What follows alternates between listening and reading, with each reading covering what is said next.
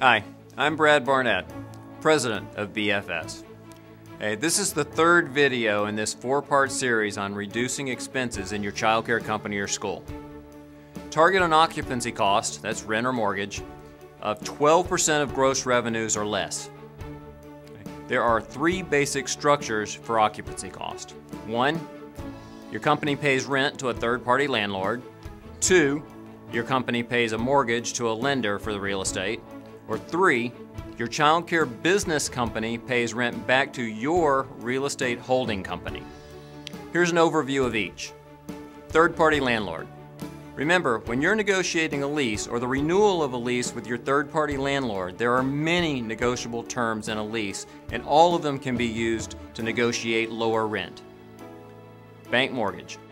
Similar to the third-party lease, a mortgage has many negotiable terms that can be utilized. However, negotiating with a bank can be much easier.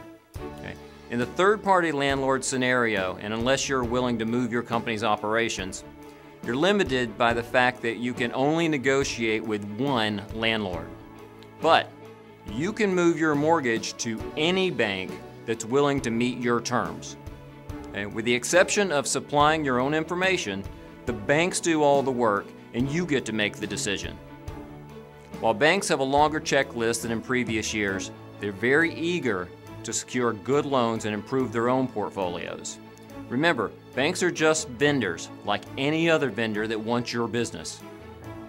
Leasing property back to yourself. When you or an entity that you control serves as the landlord, you have more flexibility. You can choose to increase or decrease the rent to your child care company or school.